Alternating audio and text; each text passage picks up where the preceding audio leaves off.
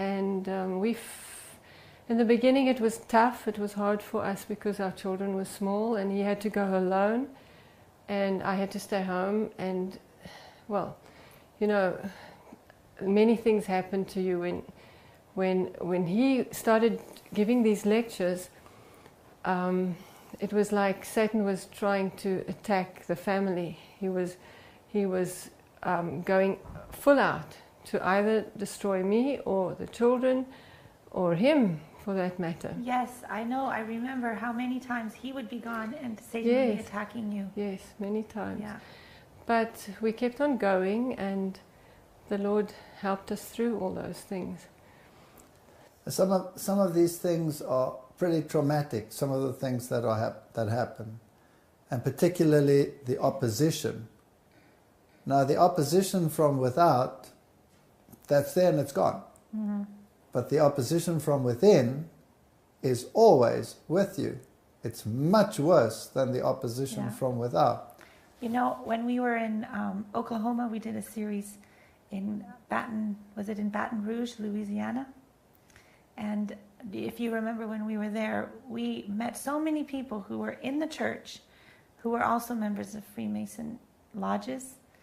And we had some horrendous stories told to us of people who had first-hand experience with these things that you were talking about, even sacrifice and 33-degree Mason things. And that's where we really realized that this is an untapped or unreached group of people who is really not aware of what is going on in the secret societies, and they're just blissfully joining them and thinking everything is fine, that they can actually be church members and also members of Masonic lodges. And our members don't understand that these things are real. Yes. They don't understand the force that is controlling everything from behind the scenes. Because a human mind cannot by itself pull all these strings together and make all the puppets dance.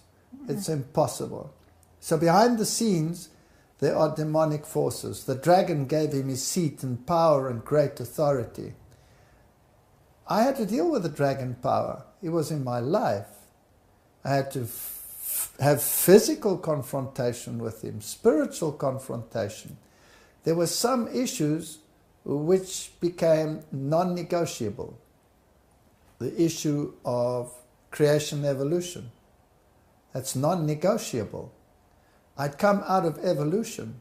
I was an evolutionist, a convinced evolutionist. I wrestled with every fiber of my being.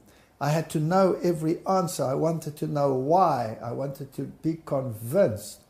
And having gone through that entire process with all the miracles that we've already told associated with it, finally come to the conclusion God's word is trustworthy. And then come into your church and find people who walk out of your audience because they're evolutionists. I taught for a number of years at a college in South Africa, our colleges. I taught the faith and science, and I taught the creation model. And then one year my workload got too big and I couldn't do it. The next year they're preaching evolution. You feel like you want to go and modify the place. You come to our colleges and you go to a great university in California, and what are they doing? Propagating evolution. And they're telling you to wise up and come up to the times. Good grief. Have they been where we were? No, we wrestled our way out of it, not to get back into it. Exactly. We come out of the occult world.